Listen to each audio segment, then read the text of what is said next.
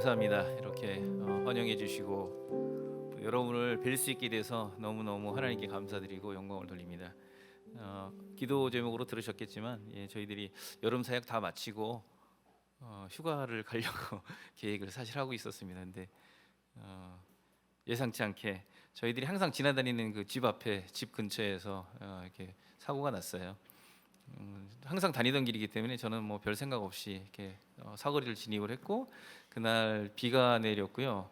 이 중앙아시아 원래 여름에 비가 안 오는데 요즘에 좀 날씨가 많이 바뀌었습니다. 그래서 비가 내렸고 또 신호등이 꺼져 있었어요. 그런 상황에서 카자흐스탄은 이제 한국하고는 좀 다르게 그 주도로하고 차선도로가 정확하게 표기가 되어 있습니다. 다이아몬드 표시가 되어 있는 곳은 우선도로고, 그다음에 역삼각형 표시가 되어 있는 도로는 차선도로입니다. 그래서 모든 운전자들이 그걸 보고 운전을 하는데, 그날따라 이 상대편 차가 그걸 인식을 못하고 자기가 우선도로라고 생각을 하고 아주 빠르게 달려왔어요. 그래서 저는 그 차를 보지도 못하고 이렇게 사고가 난 상황이 됐습니다. 너무 급격하게 그 차가 달려와서.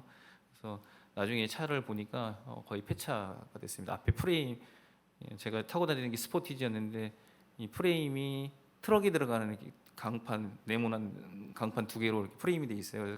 상당히 튼튼한 차인데 그 프레임이 앞쪽이 다 휘어지고 부러질 정도가 되었고, 엔진도 다 깨졌을 정도로 많이 박았습니다. 그리고 또 2차 충격에 제 아내가 타고 있던 옆에 뒷좌석 옆문을 2차 충격으로 받아서 40cm 정도가 이제 그 사람 안쪽으로 밀려 들어왔을 정도로 이제 큰 사고였는데, 저는 손에 찰과 상간지 약간의 화상만 입었고요. 제 아내는 뒷좌석에 있었기 때문에 안전벨트를 안 했습니다. 그래서 1차 충격에 가슴과 무릎을 심하게 부딪혀서 현지 병원에서는 아무 이상이 없다고 그랬는데 한국에 와서 검사를 해보니까 갈비뼈가 두 대가 부러진 상태였고, 무릎에는 피가 이제 고여 있는 상태였습니다. 심하게.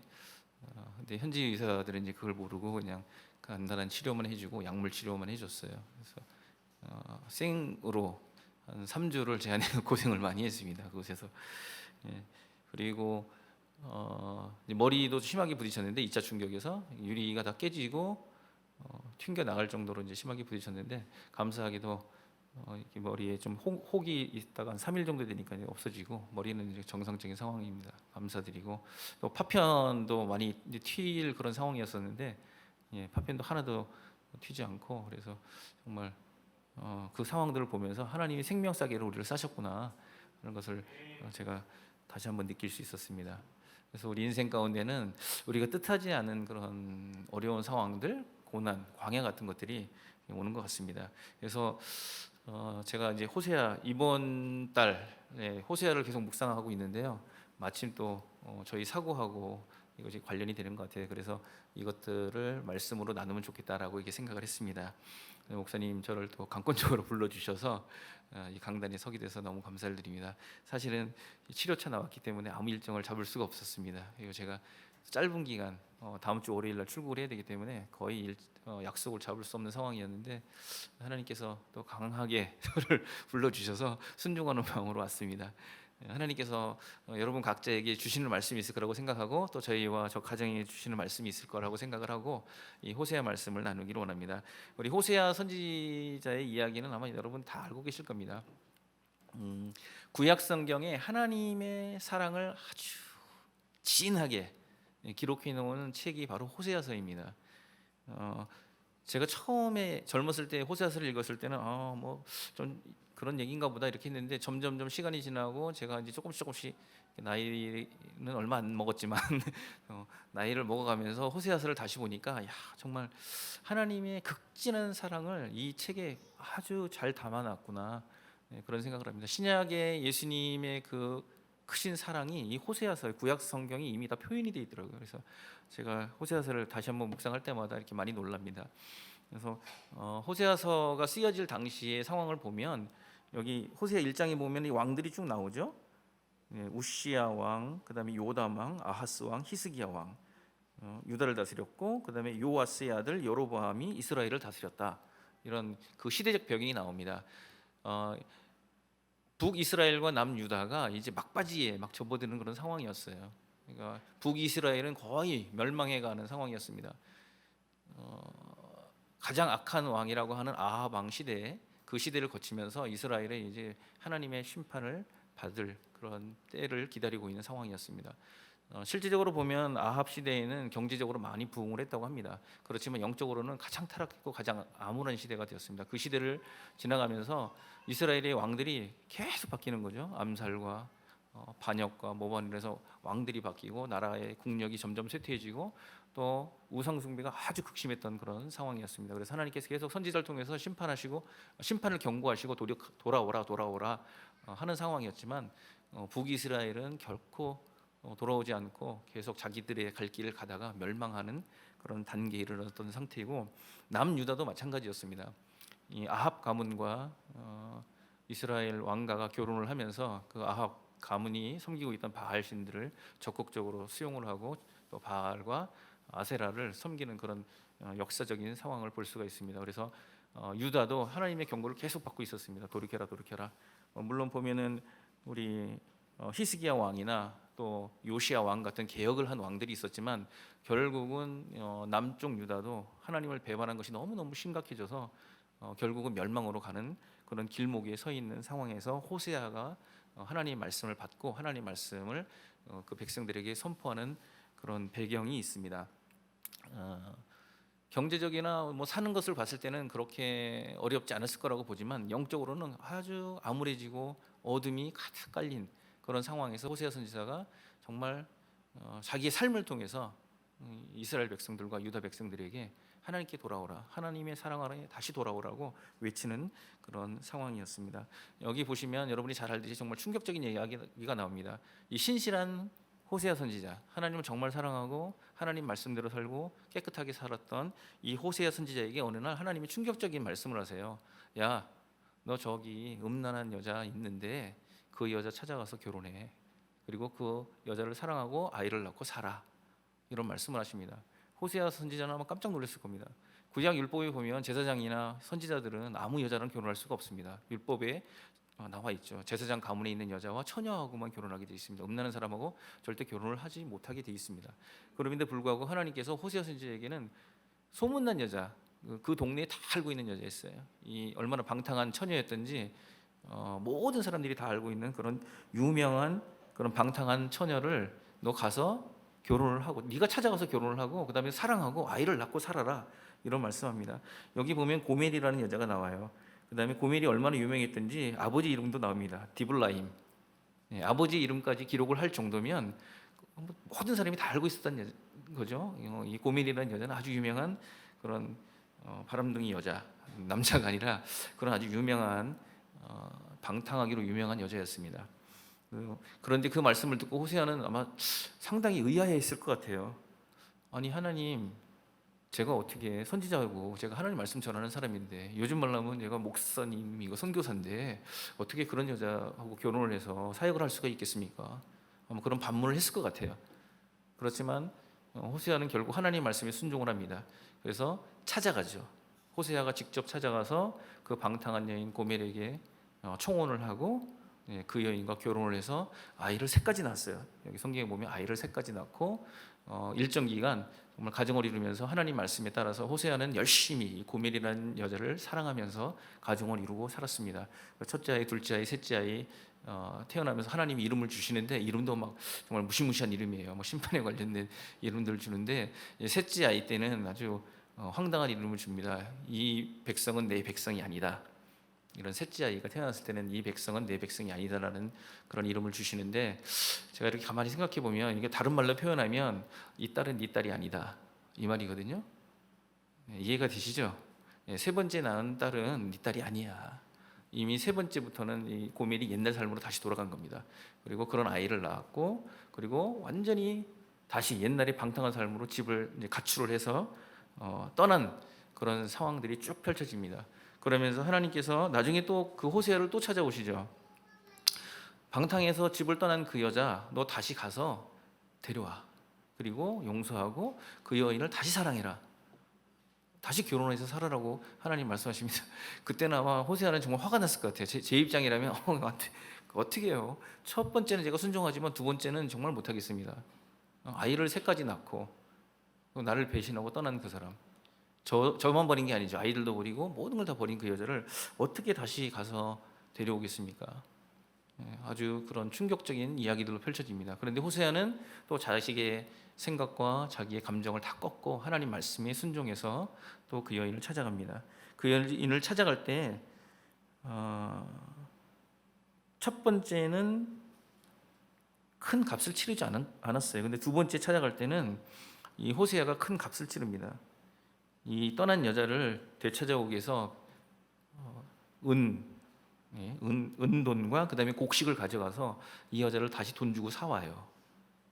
그냥 찾아올 수가 없는 상황입니다. 이미 팔린 여자였기 때문에 이 여자를 다시 데리고 오기 위해서는 호세아가 값을 치러야 됐던 거예요.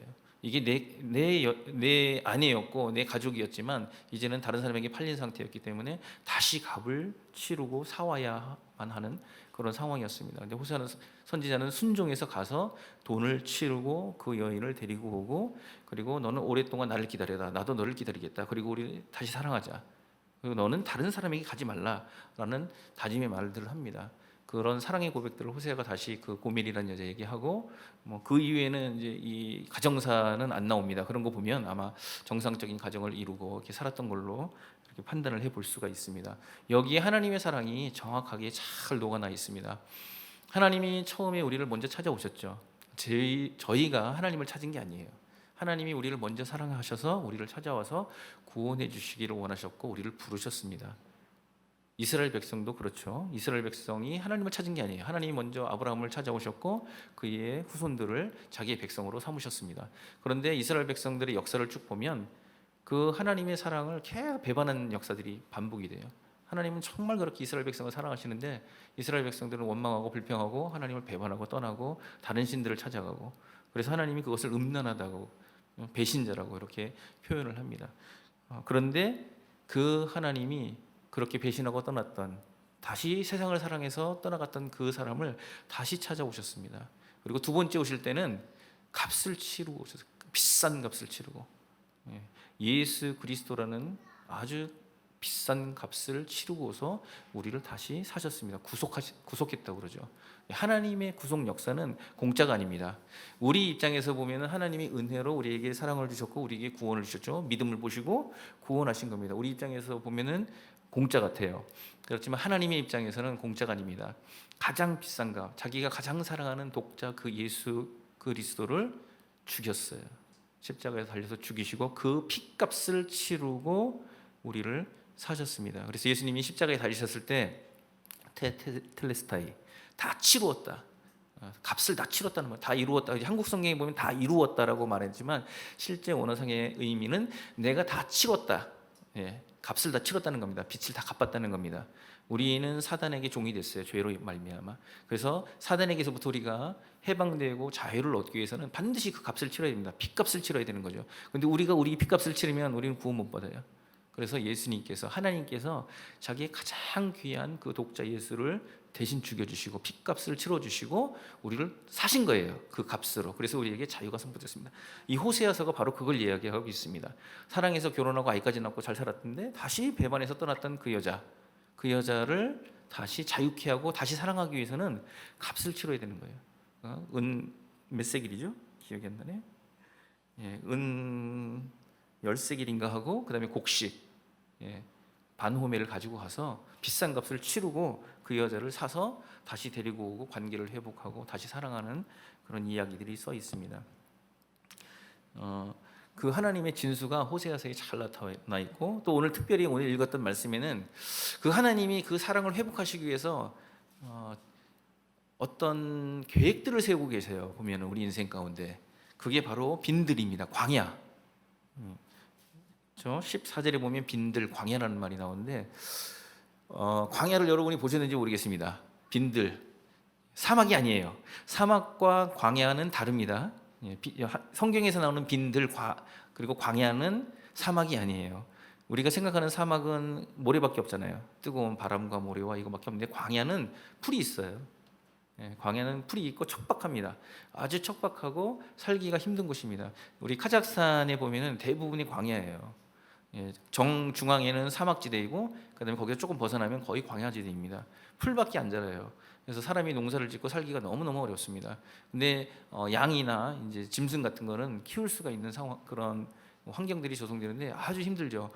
카자흐스탄만 해도 이제 여름에는 거의 50도까지 올라가고 겨울에는 또 뭐 영하 15도, 30도까지 막 이렇게 떨어집니다. 연교차도 심하고 일교차도 아주 심합니다. 그래서 사람들이 살기가 아주 힘든 곳, 척박한 곳이 광야입니다. 그리고 광야는 사막과 비슷하게 물이 또 아주 적습니다. 물이 없거나 물이 있어도 아주 적은 곳이 광야입니다. 그래서 광야는 정말 괴로운 땅이에요. 낮에는 덥고 밤에는 춥고, 그다음에 물을 구하기가 상당히 어렵고, 그다음에 농사를 지을 수도 없고, 그런 아주 고난의 상징이 바로 광야, 빈들입니다. 근데 보시면은 하나님께서 그 광야, 그 빈들에 우리를 꿰어내신다라고 얘기했어요. 저는 세번역을 읽거든요. 세번역이 좀 쉽게 번역이 되어 있는데, 하나님이 꿰어서, 꼬드겨서, 우리를 꼬드겨서 꿰어서, 나쁜 말로 하면은 살짝 속여서, 거짓말을 살짝 쳐서 우리를 광야로 끌어들이신다는 겁니다. 그런 표현을 썼어요. 그래서 참 재밌다 이거. 왜 하나님이 의도적으로 우리 인생 가운데 오셔가지고 우리를 꼬드겨가지고 그 광야 속으로 집어넣으실까? 광야를 좋아하시는 분 아마 아무도 없을 겁니다. 그 고난을 좋아하시는 분 아무도 없죠. 저도 싫어요. 저도 이제 그 광야가 많이 있는 카자흐스탄에 살지만 정말 힘든 일, 또 뭐 아픔이라든지 이런 생각지도 못한 사고를 당한다든지 또 어떤 큰 그 어려움과 고난과 그런 속에 들어가는 것은 정말 싫습니다. 근데 하나님은 의도적으로 우리 인생 가운데 그런 광야들을 곳곳에 준비를 하고 계십니다. 이스라엘 백성이 애굽이라는 그 종살이, 사단의 세력에서 구원을 받았죠. 양의 피를 바르고 예수님의 피를 바르고 구원을 받았습니다. 피로. 그다음에 홍해를 건너서 침례를 받고 자유의 땅, 가나안 땅으로 들어갔습니다. 근데 바로 가나안 땅이 나온 게 아니죠. 하나님께서 광야로 집어넣으셨습니다. 의도가 있는 거예요. 우리를 구원하셔가지고 가나안 땅을 주시겠다고 했으면 천국을 주시겠다고 약속했지만 실제적으로 우리가 처음 딱 만나는 것은 광야입니다. 제가 우즈벡 사람들을 주님께로 인도하는 일을 하다 보니까 아주 극렬하게 나타나요. 우즈벡 무슬림 배경에 있는 사람들이 예수님을 믿으면 정말 잘 될 거라고 착각을 합니다. 모든 일이 만사형통되고, 야, 나는 자유를 얻고 이제 모든 게 잘 되겠지, 막 복을 받겠지, 막 이런 기대들을 많이 합니다. 그런데 당장 예수 믿으면 가족들로부터 핍박이 시작됩니다. 아주 심한 핍박이 시작되고 다시 무슬림으로 끌어들이려고 아주 극렬한 그런 영적 전쟁들이 막 일어납니다. 그리고 실제적으로 영적으로 힘든 일이 아주 많이 일어나요. 뭐 아프거나 사고를 당하거나 무슨 힘든 상황들이 실제적으로 막 벌어집니다. 사단이 가만두려고 하지 않죠. 그러니까 사단의 입장에서는 원래 내 거 있는데 뺏기지 않으려고 하고, 근데 하나님의 입장에서 보면 의도적으로 우리를 그 광야 속 힘든 속으로 집어넣으신다는 겁니다. 왜 그럴까요? 우리가 그렇게 싫어하는 광야를 하나님은 왜 의도적으로 우리를 그쪽으로 끌어넣고 왜 집어넣으실까요? 우리를 미워해서 그럴까요? 우리를 벌주기 위해서 그럴까요? 아니면 정말 니네 나를 배반했으니까 니네도 맛 좀 봐라. 벌주기 위해서 그럴까요? 아니죠. 우리 하나님 절대 그러신 하나님 아니십니다. 근데 제가 무슬림 배경이 있는 사람들을 만나니까 무슬림 배경이 있는 많은 사람들이 그렇게 생각해요. 하나님은 벌 주기 위해서 준비하고 오신 하나님이고 항상 나에게 나쁘게 하려고 하는 하나님이라고 생각을 많이 하더라고요. 그러면 그렇지. 그러면 그렇지. 욥이 그랬잖아요. 욥이 그러면 그렇지. 내가 생각한 대로 드디어 올 게 왔구나. 욥이 항상 그런 생각을 가지고 살았어요. 하나님에 대해 잘못 알고 있었던 거죠. 하나님은 나에게 벌 주신 하나님, 내 죄를 찾아가지고 그걸 심판하시는 하나님, 어떻게든지 내 인생에 괴로움을 주시고 나를 못 살게 구시고 내가 잘 되는 것을 별로 안 좋아하시는 것 같은 그런 하나님, 나를 예리하게 지켜보고 계시다가 회초리를 들고 계시다가 벌을 주려고 하는 하나님으로 생각하는 경향이 상당히 많습니다. 근데 무슬림 배경에 있는 사람들이 다 그래요. 그들이 믿는 알라는 그런 하나님이에요. 사랑하는 하나님이 아닙니다. 인생에게 벌 주고 힘들게 하고 그런 하나님. 그래서 무슬림 배경에 있는 많은 사람들은 하나님에게 복을 구하는 게 아니고 다른 신들에게 많은 것을 구합니다. 점치고 무당들 찾아가고 이런 일이 아주 많습니다. 왜 그러냐면 그 알라라는 하나님이 자기들과 별 관계가 없거든요. 근데 우리 하나님은 그런 하나님 아니세요. 우리가 생각을 좀 바꿔야 돼. 전제를 바꿔야 됩니다. 하나님은 벌 주기를 기뻐하시지 않습니다. 하나님은 우리를 사랑하는 하나님이십니다. 언제나 그분은 선하신 분이고 언제나 그분은 우리를 사랑하시는 분이에요. 그 전제가 우리 머릿속에 꽉 박혀 있어야 됩니다. 제가 사고를 딱 났을 때 어떤 생각이 먼저 들었을까요? 사고를 딱 당한 그런 어려운 일이 왜 이러세요? 하나님 왜 이러시는 거예요? 여기까지 올라오는 건 그런 생각입니다. 그런데 아니지. 아니, 우리 하나님 그런 하나님 아니야. 하나님은 날 사랑하시는 하나님이야. 하나님은 나에게 복을 주시기를 기뻐하시는 하나님이지, 나를 이 사고 속으로 집어넣어가지고 날 죽이려고, 나를 힘들게 하려고 하는 하나님 아니야. 빨리 회개하고, 아니에요, 제가 잘못 생각했어요, 하나님 용서해 주세요. 하나님은 선하십니다. 하나님 언제나 선하십니다. 하나님 언제나 사랑이십니다라고 제가 이제 고백을 바꿉니다. 저도 상당히 부정적인 사람입니다. 그래서 먼저 막 탁 이렇게 부정적인 말들이 올라와요. 그럼 어떻게 하겠습니까? 빨리 회개하고 돌이키는 거죠. 주님 용서해 주세요. 제가 잘못 생각했어요. 잘못 말했습니다. 그런 고백들 하는데, 이 무슬림 배경이 있는 사람들, 이슬람 신앙을 가지고 있는 사람들은 정말 불쌍해요. 그런 저주에 찌들어 살고 있고, 하나님이 정말 벌 주시고 우리를 미워하시는 하나님이라는 생각들이 아주 많습니다. 그리고 우리를 구원할지 안 할지도 잘 몰라. 아주 미지의 하나님, 잘 모르는 확신이 없는 그런 하나님을 섬기는 사람들이 무슬림들입니다. 정말 불쌍해요. 그래서 무슬림들의 삶을 보면 악이에요. 그냥 악이 가득합니다. 조금만 어떻게 하면은 그냥 확 악한 것들이 막 튀어나옵니다. 이 사람들은 기쁨이 없어요. 자유함이 없어요. 그다음에 구원의 확신이 없고 천국에 간다는 보장이 없습니다. 그렇기 때문에 삶이 아주 피폐하고, 선을 그 사람들도 얘기를 해요. 자선을 베풀고 선한 삶을 살아야 되고 하지만 실제적으로 어떤 상황이 딱 부딪히면은 악한 것들이 막 튀어나옵니다. 근데 우리는 그렇지 않죠. 우리 속에 사랑의 하나님이 계시기 때문에 우리는 다른 반응을 보일 수가 있습니다. 그 하나님이 우리를 왜 의도적으로 끼워서 그 광야 속으로 힘든 그 광야, 정말 빈들 그쪽으로 왜 집어넣냐? 거기에 하나님의 의도가 있습니다.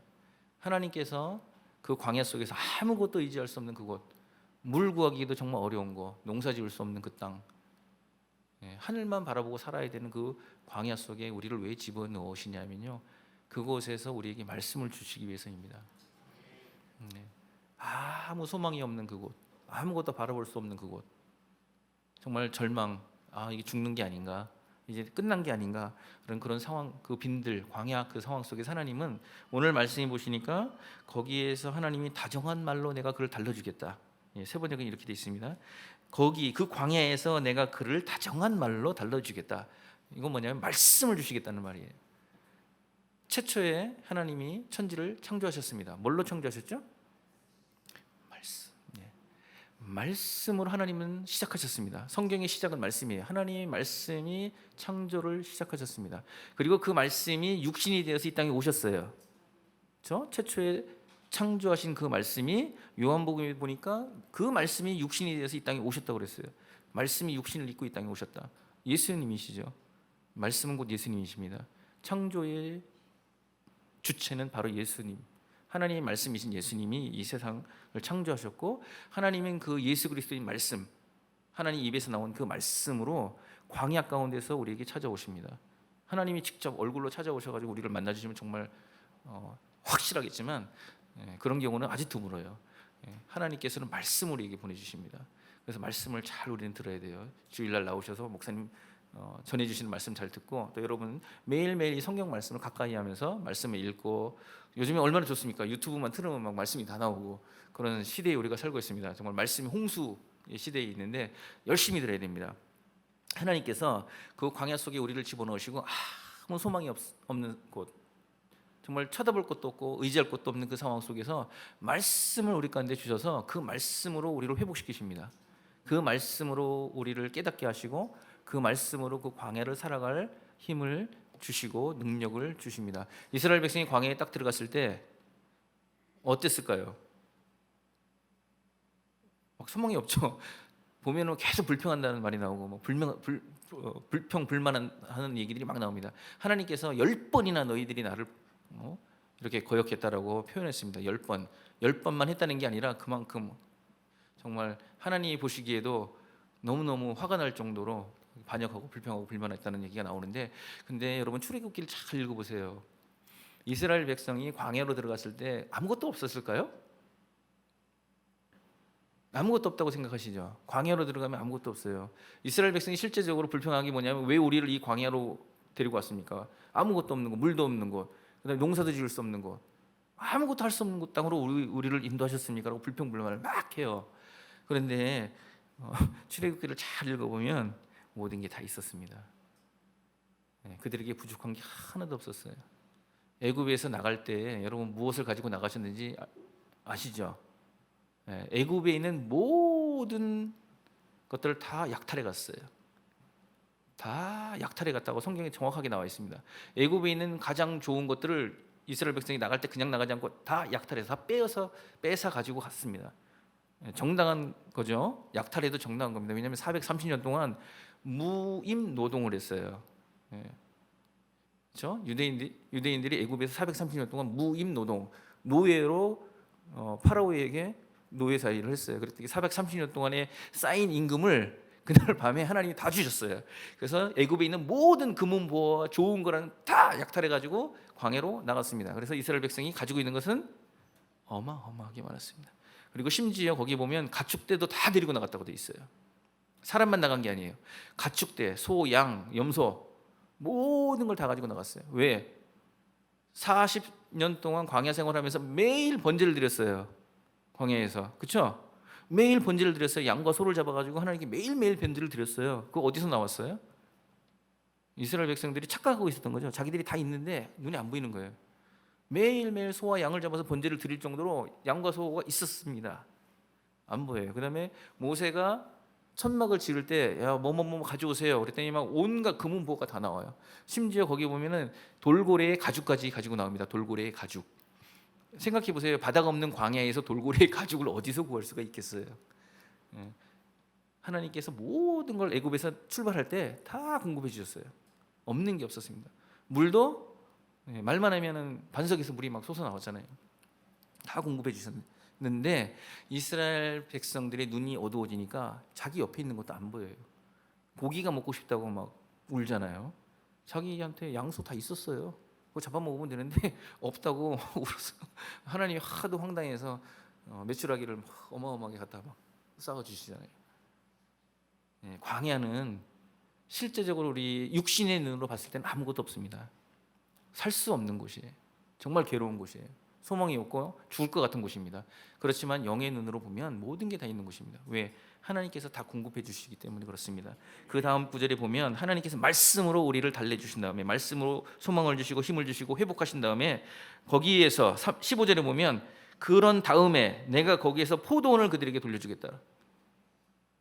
생각해 보세요. 광야 물이 없어요. 농사 지을 수 없습니다. 카자흐스탄 땅은 정말 땅이 넓은데 소금 땅이에요. 땅이 다 소금이에요. 농사가 안 돼요. 거기다 비도 안 와요. 강도 아주 적습니다. 그런 땅에 집어넣어 놓고 거기에서 포도원을 주시겠대요. 아니 거기서 포도 농사를 어떻게 짓겠어요? 광야에서. 우리의 생각으로는 아무것도 할 수 없죠. 안 되는데요. 광야는 그런 곳이 아닌데요. 그렇지만 하나님은 그렇게 하신다는 겁니다. 내가 의지할 수 없는 그곳, 아무것도 없다고 생각하는 곳이 다 끝났다라고 생각하는 그곳에서 하나님 먼저 말씀을 우리에게 주시고 그 말씀으로 우리를 회복하신 다음에 그 다음에 거기에서 말씀을 통해서 포도원을 우리에게 다시 돌려주십니다. 우리의 산업을 다시 이렇게 세워주시고 우리가 해야 할 일들을 다시 주시고 우리에게 다시 소망을 주시고 우리의 사역들을 일으켜 주시고 그렇게 하신다고 말씀을 하고 계십니다.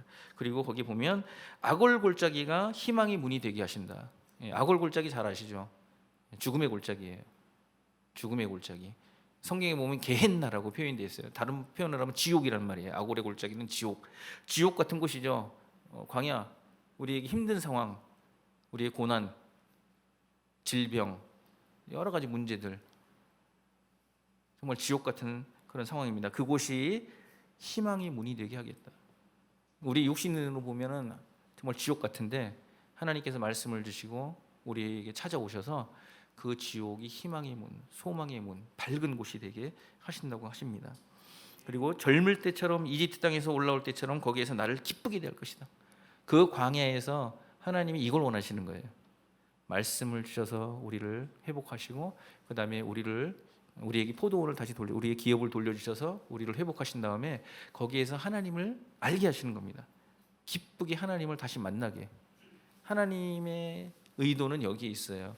우리를 고난 가운데 집어넣으시고 사고 가운데 집어넣으시고 질병 가운데 집어넣으시고 또 여러 가지 실패 가운데 집어넣으시고 정말 절망 가운데 그런 상황 가운데 우리를 의도적으로 집어넣으시는 이유는 거기에서 하나님을 다시 기쁘게 만나게 하시려고, 거기에서 하나님을 다시 우리가 만나기를 소망하는 겁니다. 이스라엘 백성, 유다 백성들 보세요. 잘 먹고 잘 살 때 하나님을 다 배반했습니다. 평안하다 평안하다 할 때는 하나님을 다 떠났어요. 그런데 하나님께서 찾아오셔서 심판을 말씀하시고 그 다음에 실제적으로 전쟁을 통해서 고난을 막 주십니다. 그 전쟁이 일어나면 수많은 사람이 죽잖아요. 얼마나 괴로운 시간입니다. 그런데 그것을 다른 한편으로 보면 그것이 소망인 거예요. 그때 하나님을 다시 만날 수 있고, 그때 내가 회개할 수 있고, 그때 내가 돌이킬 수 있는 겁니다. 인생의 고난과 인생의 광야 이런 길이 없으면 우리는 하나님께 다시 돌이키지 않습니다. 내가 잘 가고 있구나, 내가 이렇게 하는 게 아무 문제가 없구나, 하나님 없이도 살 수 있구나, 그렇게 해서 영원히 우리가 지옥으로 갈 수 있습니다. 근데 하나님께서는 우리를 지옥 보내시지 않기 위해서 인생 때때로 또 인생의 여러 곳곳에 이런 광야 같은 시간들을 마련해 놓으시고 의도적으로 우리를 거기에 집어넣으십니다. 그래서 거기서 하나님을 다시 만나게 하십니다. 우리 광야 가운데 만난 하나님이 어떤 분이냐면 16절에 보니까 나의 남편과 같은 하나님을 만나는 거예요. 그전에는 주인과 같은 하나님이죠. 바알이라는 말이 주인이라는 뜻이거든요. 그러니까 주종 관계예요. 하나님이 나의 주인이시고 나는 종 같은 그런 관계였어요. 예전에 내가 알던 하나님은 그런 하나님. 무슬림들, 이슬람 신앙을 가지고 있는 이 무슬림들은 전부 다 그렇습니다. 하나님을 주인으로 생각하고 자기를 종이라고 생각을 해요. 지금도. 그래서 인간은 온전히 그냥 복종밖에 없어요. 무조건 복종이에요. 생각할 필요도 없어. 알라가 하라고 그러면 하고 하지 말라고 그러면 하지 말아야 되는 그냥 주종 관계. 그러니까 얼마나 괴롭습니까? 주종 관계로 여러분 살아보세요. 자기 의지가 없어요. 그러나 부부 관계를 한번 생각해 보세요. 부부 관계. 남편과 아내 한 몸이에요. 그렇지만 두 인격체예요. 그렇죠? 각자 인격체가 있어요. 한 몸이 됐다고 해서 한 인격체가 되는 게 아닙니다. 남편의 인격이 있고 또 아내의 인격이 있습니다. 이 사람이 하나가 돼서 연합해서 사는 게 부부의 삶이에요. 그리고 거기 친밀한 사랑의 관계들로 계속 발전해 나가는 게 부부의 관계입니다. 그런데 주종 관계로 살아보세요. 남편이 주인이고 아내가 종이라고 생각해 보세요. 얼마나 괴롭겠습니까? 관계가 아주 어려운 관계, 힘든 관계만 되죠. 사랑이라는 관계가 아닙니다. 그거는. 그런데 하나님은 그 고난 가운데서 우리를 남편과 아내, 그러니까 부부의 관계처럼 아주 친밀한 사랑 가운데 우리를 이끌고 계십니다. 이것을 이루신 게 바로 예수님이죠. 예수님이 찾아오셔서 우리를 위해서 핏값을 치러 주시고 우리를 다 회복하셨어요. 새 창조를 하셨습니다. 새롭게 우리를 구속하시고 거듭나게 하셨어요. 그 이후로 계속 신약 성경에 보면 예수님께서 하신 말씀이 뭐냐면 너희는 이제 종이 아니다, 내 친구다, 그렇게 말씀하시죠. 친구라고 말씀하시고 그 다음에 더 나아가면 예수님이 재밌는 말씀들을 계속 하시는데 신부라는 표현들을 많이 해요. 우리 성도를 나의 신부. 그다음에 예수님은 신랑이라는 표현을 합니다. 바로 호세아서에서 말씀하고 똑같아요. 고멜과 호세아, 남편과 아내. 그것처럼 예수님도 처음에는 친구라고 하지만 더 깊이 들어가면은 당신은 신랑이시고 우리 성도는 신부라고 합니다. 그래서 부부의 삶으로 우리를 이끌어 가시는 것을 이렇게 볼 수가 있습니다. 이 호세아서에도 그걸 정확하게 잘 표현해주고 있습니다. 주종 관계로 생각했던 그 관계가 아니라 이제는 남편과 아내의 동등한 관계죠. 동등한 인격체고 그리고 같이 사랑하고 연합한 그런 관계로 우리를 계속 이끌어 간다는 겁니다. 고난은 우리에게 단순히 힘든 관계뿐만이 아니에요. 그 고난 가운데 찾아오신 하나님을 만나면 만날수록 우리는 하나님과 더 깊은 관계를 가집니다. 더 친밀하게 되고 하나님을 더 깊이 알아요. 고난이 없는 인생은 사실은 하나님을 깊이 알 수가 없다고 저는 생각을 해요. 그 고난 가운데 광야 가운데 찾아오신 그 하나님을 만나야지만 우리는 하나님을 더 깊이 알게 되고 더 풍성하게 알게 됩니다. 그리고 진짜 하나님이 정말 사랑이시구나. 하나님이 정말 나를 너무너무 끔찍하게 사랑하고 계시는구나. 그거를 우리가 깊이 알 수 있는 게 바로 광야입니다. 고난입니다. 질병 가운데, 실패 가운데서 그곳에 맞는 하나님이 그런 하나님입니다. 그리고 쭉 내려가다 보면 19절에 보면 제 성경을 읽어드릴게요. 그때 내가 너를 영원히 아내로 맞아들이고 너에게 정의와 공평으로 대하고 너에게 변함없는 사랑과 긍휼을 보여주고 너를 아내로 삼겠다. 내가 너에게 성실한 마음으로 너와 결혼하겠다. 그러면 너는 나 주를 바로 알 것이다 라고 이렇게 표현하고 있습니다. 그때가 되면 예, 호세아 선지자가 살던 그때는 아직 이걸 잘 몰랐을 거예요. 아마 구약 시대이기 때문에 예수님이 오시지 않았기 때문에. 예수님이 오신 이후에 우리의 삶에서는 이게 구체적으로 이제 표현이 되고 있습니다. 그때 바로 예수님이 오시고 난 이후에 그때에는 하나님 우리가 진짜 결혼하신다는 거예요. 예, 그리고 이거 완성되는 건 이 땅이 아니겠죠. 우리가 이제 천국 가시거나 우리가 천국에 들어가거나 아니면 예수님이 다시 재림하실 때면 이게 완성이 됩니다. 예수님이 재림하실 때 신랑이 신부를 맞이하러 오는 것처럼 오신다는 표현들이 성경에 보면 계속 나와 있어요. 그래서 그때가 되면 이게 완성이 됩니다. 하나님이 정말 우리와 결혼을 해서 연합하는 관계, 그리고 하나님의 사랑이 정말 어떤 것인가, 그 크고 광대하시고 깊고 높은 그 사랑을 우리가 그때 더 많이 이렇게 깨닫게 알게 되는 것입니다. 그리고 그 결혼 관계에 들어가면 우리가 하나님을 바로 알 수 있다는 거예요. 우리가 여기도 젊은 사람들이 많이 있죠. 그다음에 뭐 결혼하기 전에 연애할 때, 사귈 때는 다 몰라요. 그렇죠? 100% 몰라요. 이 사람이 어떤 사람인지 다 알고 있다고 생각하는데 막상 결혼해 보면 모르는 게 더 많은 거죠. 모르는 게 90%예요. 알고 있었던 건 10%입니다. 막 결혼을 해서 살아봐야지만 이 사람이 어떤 사람인지 100% 알게 됩니다. 그 전까지는 몰라요. 그냥 만나고 사귀고 뭐 데이트하고 이럴 때는 10%만 아는 거예요. 그래서 하나님도 그렇게 합니다. 피상적으로 나를 아는 게 아니야. 고난 가운데 빈들에서 광야에서 나를 자꾸 만나면 나를 더 많이 알게 돼. 그곳에 하나님의 사랑을 더 깊이 깨닫게 되고 하나님이 어떤 분인지 더 많이 알게 되는 겁니다. 그래서 고난을 단순히 왜 하나님이 나에게 이 고난 가운데 집어넣는 거야, 정말 하나님 나쁜 하나님이야라고 우리는 생각할 필요가 없습니다. 여기 다시 한번 보면 제 성경으로 제가 가진 성경을 읽어드릴게요. 그러므로 이제 내가 그를 꾀어서 빈들로 데리고 가겠다. 하나님은 우리 인생 가운데 의도적으로 이 고난의 시간, 빈들의 시간, 광야의 시간을 마련해 놓으십니다. 그래서 고난 속에 빠지는 것을 하나님 왜 이러십니까? 왜 이러세요? 이렇게 하지 마시고 그때 고난이 딱 오면 생각을 하세요. 하나님이 나를 깊이 만나기를 원하시는구나. 하나님이 나에게 하나님의 그 큰 사랑을 다시 더 깊이 보여주기를 원하시는구나. 하나님이 나하고 더 깊이 만나기를 원하시는구나. 이렇게 우리는 생각해야 됩니다. 실제적으로 제가 사고를 딱 당해보니까 그 순간 0.1초도 안 되죠. 0.1초도 안 되는 순간에 막 앞이 깜깜하고 그 다음 단계는 어떻게 될 것인가 막 이게 막 상상이 되는 거예요. 딱 부딪혔는데 그 다음에 차가 막 끌려가는 거예요. 그래서 차가 끌려가면은 전복이 되겠고 그 다음에 제가 잘 아는 길입니다. 잘 아는 길이니까 저기 콘크리트 벽이 있는데 아마 그쪽으로 가서 부딪힐 건데 그 콘크리트 벽을 부딪히면 이거 상당한 그 0.1초 사이에 뭐 그게 막 되는데 근데 차가 딱 이제 꽝꽝꽝꽝 하면서 멈췄어요. 근데 감사하게 아무 이상이 없는 겁니다. 어디가 부러지고 막 다 그럴 거라고 생각했는데 그런 게 없는 거예요. 하나님 그러신 분입니다. 우리를 완전히 망가뜨리고 완전히 부서뜨리고 그렇게 하지 않습니다. 그 어려운 상황 가운데 그 고난 가운데서도 항상 우리를 보호하고 싸고 계십니다. 욥기를 보면 우리가 잘 알 수 있어요. 하나님이 의도적으로 욥을 고난 속에 집어넣으시잖아요. 사단 앞에서 막 자랑을 합니다. 하나님 정말 어떤 면에서는 왜 이러세요? 사단 앞에서 왜 나를 자랑하셔가지고 왜 사단이 질투를 해서 나를 이렇게 괴롭게 하게 하시나요? 하나님이 욥을 정말 자랑스럽게 생각했어요. 욥기를 보시면 하나님이 욥을 얼마나 자랑스럽게 생각하냐면 야, 너 욥 봤어? 내가 정말 사랑하고 내가 아끼는 내 종 욥. 야, 내 아들 자랑스러운 내 아들 너 욥 봤어? 자랑을 하세요. 그러니까 사단이 화가 나가지고 그러면 뭐 이렇게 해보시죠.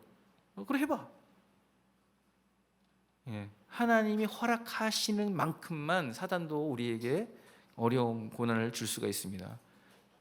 거기 하나님이 단서를 계속 주시죠. 이건 하면 안 돼. 이건 하면 안 돼. 근데 마지막에 그 목숨은 절대 건드리지 마. 생명은 절대 건드리지 맙니다. 고난이 와요. 힘든 상황이 옵니다. 사단이 우리도 시험을 해요. 사단은 죽이려고 하죠. 분명합니다. 이번 사고를 딱 봤을 때 그러니까 저를 죽이려고 한 게 아니라 사실은 보니까 제 아내를 죽이려고 했던 거예요. 1차 충격에서 제 아내가 제 뒤에 앉아 있었거든요. 1차 충격에서 해를 안 입었어요. 그러니까 이 차를 끌고 가서 2차 충격을 통해서 측면을 받겠습니다. 제 아내가 앉아 있는 그 옆 차문 뒷문을 2차로 충격을 했어요. 40cm가 밀고 들어왔습니다. 정확하게 제 아내를 죽이려고 한 거죠. 1차 충격에서 못 죽이니까 2차 충격이에요. 그 0.1초 사이에 2차 충격을 가해서 죽이려고 하고 실제로 머리를 아주 심하게 부딪혔습니다. 유리창 다 깨지고 그렇게 심하게 부딪혔는데 하나님께서는 거기까지예요. 절대 생명을 건드리지 못하게 합니다. 하나님이 딱 보호하십니다. 광야 가운데 힘든 삶이 우리 가운데 와요.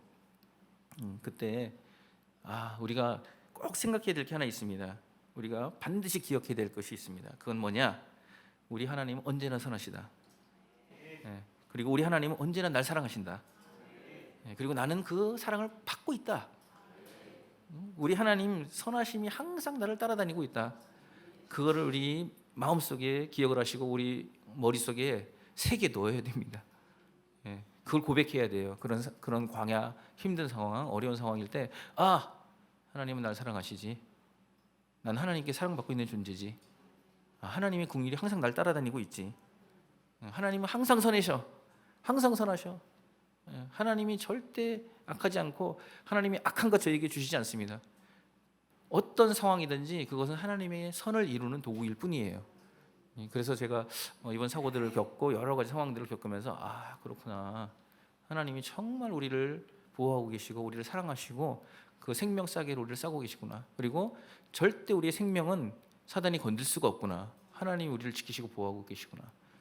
그런 생각들을 많이 했습니다. 그래서 고백을 막 하는 거죠. 어려운 상황이 딱 오면 저도 부정적인 사람이라 나쁜 말이 먼저 올라오지만 주여 용서해 주세요 하고 하나님 당신은 선하십니다. 당신은 선하십니다 하고 막 이렇게 제가 막 고백을 합니다. 그랬을 때 평안이 오고 정말 하나님의 사랑이 더 깊이 느껴지고 그런 경험들을 합니다. 여러분들도 인생 가운데 그런 힘든 시간, 고난의 시간, 광야 같은 시간이 왔을 때 왜 이러세요? 하지 마시고 하나님은 선하시다. 그리고 하나님은 풍성하시다. 이스라엘 백성 광야 속에 집어넣으실 때 아무것도 없이 보내지 않았어요. 모든 거 다 주셨습니다. 그리고 40년 동안 생활하는 동안 신발이 헤어지지 않고 옷이 헤어지지 않았다고 그랬어요. 아침에 일어나면 새 신발, 아침에 일어나면 새 옷으로 되어 있는 거예요. 그다음에 그들이 치고 살았던 천막도 40년 동안 헤어지지 않았다고 했습니다. 아침에 일어나면 새 천막이 되어 있는 거예요. 하나님께서 그렇게 새롭게 매일 공급해 주시고 하십니다. 우리 인생 가운데 하나님은 항상 그렇게 역사하시는 하나님이십니다. 그래서 우리 전제를 바꿉시다. 하나님은 항상 선하시다. 하나님은 항상 우리를 사랑하신다. 그런 전제를 바꾸고 우리가 살아갔으면 좋겠습니다. 그래서 우리 인생 가운데 찾아오는 광야와 빈들의 시간이 하나님이 나를 깊이 만나시려고 준비하신 복된 시간이구나. 내가 하나님을 더 많이 알아갈 수 있구나.